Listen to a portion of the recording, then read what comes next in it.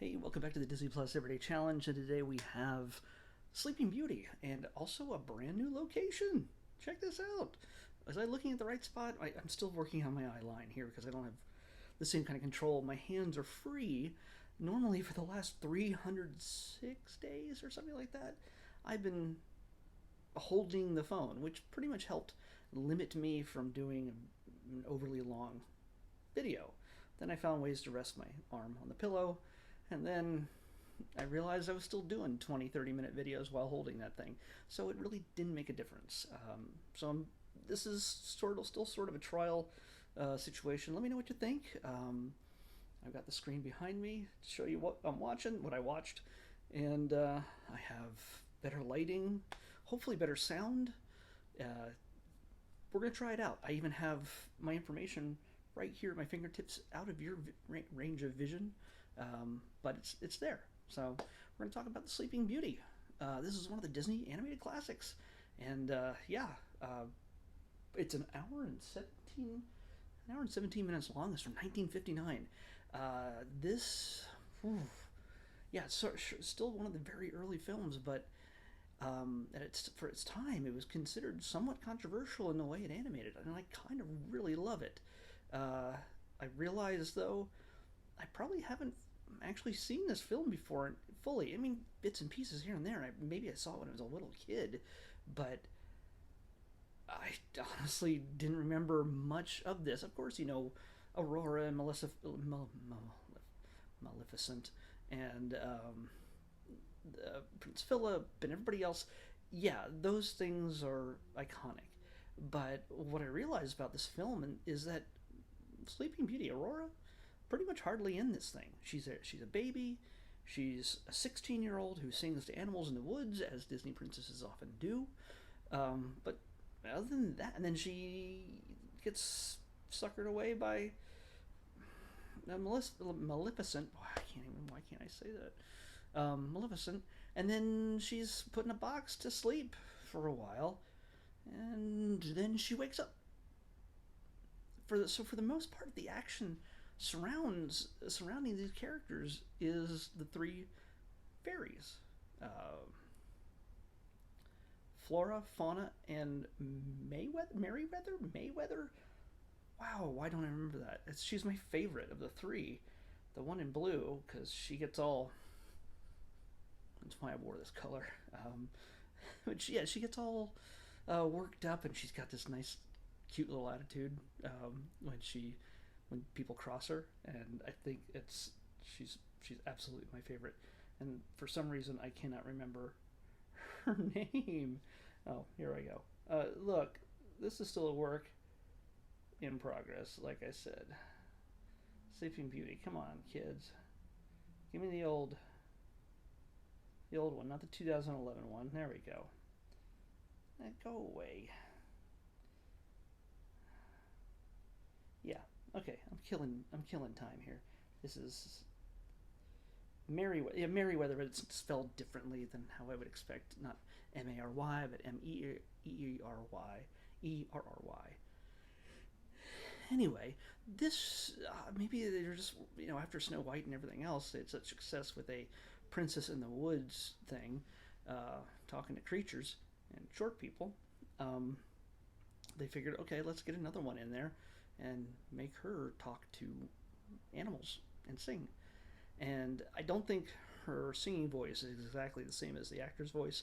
Mary Coda, I think, is her name. Yeah, Mary Costa. Mary Costa plays Aurora.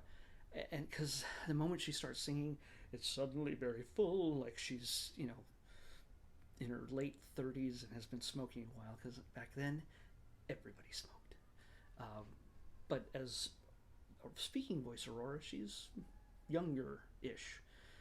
Doesn't sound like a 16-year-old, as far as I know. I haven't talked to a lot of 16-year-olds in a while.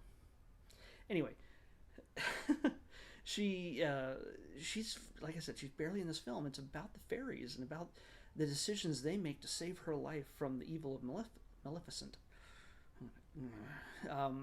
So yeah, she's the three of them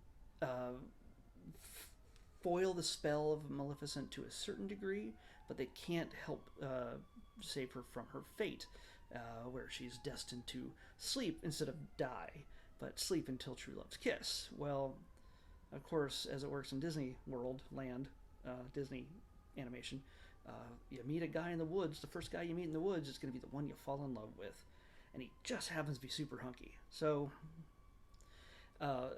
honestly, I kind of wish this movie was more about the three fairies, because they're so much more interesting, and they're funny, and they're cute, and they play mother to Aurora as Briar Rose, gave her a new name, hiding her off in the woods away from her parents. Her parents haven't seen her in 16 years. It's just crazy, but they're protecting her from Maleficent, and I did it, yay! Yeah, they're protecting her, and they do go all about trying to be very human. They sew everything themselves. They bake cakes horribly. I don't know how they lived so long to raise this girl, but or how the girl survived under their care without using magic at all. But yeah, they once she gets out of their grip for just an afternoon on her birthday, fate takes its course, and of course she becomes the Sleeping Beauty. Again, she's like a MacGuffin. That's all she is. She is the object in which people need to acquire to accomplish the ends they wish to accomplish their ends. Let's just say that. So Maleficent wanted to curse her and punish the people who didn't invite her to a party, and fairy godmothers, the fairies, basically just needed to keep her alive long enough for true love's kiss. And of course, because Philip meets her in the woods at some point before she falls asleep, he falls in love with her immediately. Also, apparently, he has no pick of other beautiful women in the entire thing. It just happens to be that he falls in love with the girl he met when she was a baby, the day she was born, when he was told he was going to marry her. Back in the time when you pretty much got married to whoever your parents told you to get married to, because that's how kingdoms were made and land was acquired and resources and everything else. So yeah, that's kind of how it worked. They were about to go against their parents' wishes when they find a stranger in the woods that they kind of like, but it turns out they actually like the person they were supposed to like, and it all worked out. Yes, it's a Disney film, so it all works out in the end. So yeah, that's really. By the way, I got to talk about the animation. The animation, all hand drawn. It's that classic animation, but still, like I said earlier, it was a humongous step past what they did with like Snow White and things like that, and it kind of bothered some people because it was so much more, I don't know, abstract, so strange. Like even the shots, the backgrounds are just absolutely gorgeous. How they, especially how they animate Maleficent, is just it's mesmerizing. So how she expresses herself, how she moves, how she turns into the dragon, how she does all these things. I don't think they've fully ever done something like that before, and it's a leap forward in animation. If nothing else, this very short movie, it's a leap forward in animation. I love the background areas where Aurora's just walking around in the woods, Briar Rose, sorry, walking around the woods talking to animals, and like she's sitting along a creek against a tree, but everything is sort of blocky. I don't know. It's not like an 8-bit kind of thing, but the lines, there's no curves as such. Just showing the layers of the woods and the creek and the trees and the hills and everything else. It's kind of layered, but squared off at certain points, which is just strange. And I know it's probably inspired a number of different animators and video game makers, in fact, over the years. But it's something I was surprised about, because, like I said, I don't recall watching this in my adult life ever. So this was new to me. And by the way, I just did a check on this, and out of the more than 300 things that I've watched so far on this Disney Plus thing. This is, by the way, the 10-month anniversary, the 10-month episode since we started last year. Out of the 306 or so, I think this is 306. I can't remember offhand. The title will tell you. I've not seen, I should say, I have seen 260 items for the very first time. Out of 306, I've only seen 40 some items for that I've watched on this thing, and this whole thing. 40 of the items are things that I've seen before. I'm learning and discovering new things through this process, and that's what I was hoping to do.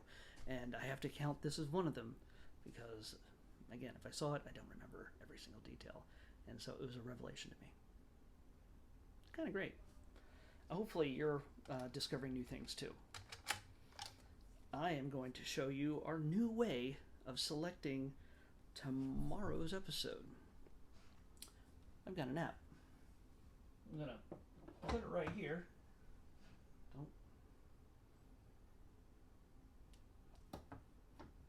Okay, stop.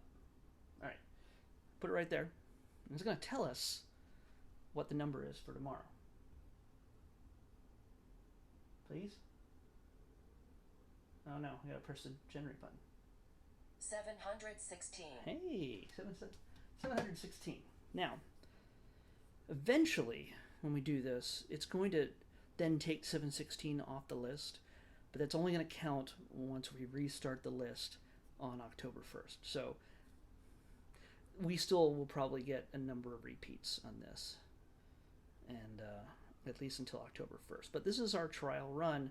I'm going to work out the kinks through October. No, I don't know what this is.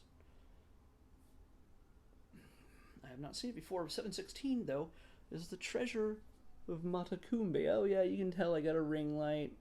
Yeah, the treasure of Matacumbe. I think that's how you pronounce it. Because God knows I can't pronounce Maleficent. All right, so treasure of Matacumbe. Assuming that thing actually exists, because I've never heard of it before, we'll be back here tomorrow to talk about it.